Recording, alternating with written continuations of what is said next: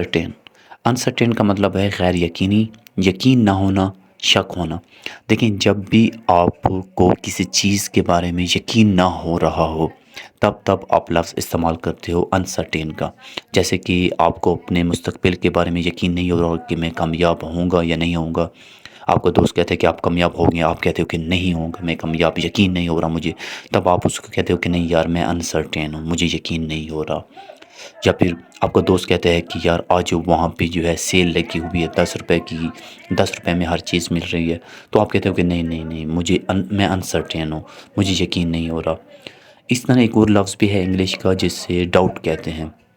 doubt میں اور اس میں یہ فرق ہے کہ ڈاؤٹ کا لفظ آپ تب استعمال کرتے ہو جب آپ کو کسی چیز کے اوپر ایک یقین نہیں ہو رہا تھا، باقی آپ کو جو ہے اس کے اوپر الٹا جو ہے ایک نیگیٹو آپ کے تھاٹ آ رہے ہوتے ہیں کہ یہ اس کے اوپر مجھے یقین نہیں ہو رہا، یہ تو ایسا بندہ ہے، یہ تو ویسا بندہ ہے، مطلب کہ اس کی بیہیویئر کے اوپر اس کی نیچر آپ کو اچھا نہیں لگ رہا ہوتا،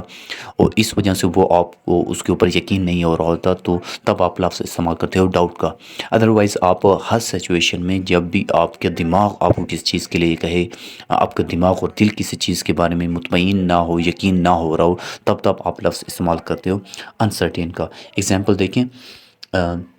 مائی فیوچر از انسرٹین،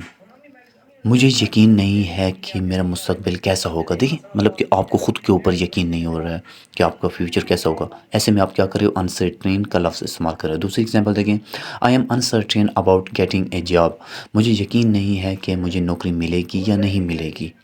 تیسری ایگزامپل دیکھیں، the market situation is uncertain for our business, کہ ہمارے کاروبار کے لیے مارکیٹ کی صورتحال غیر یقینی ہے،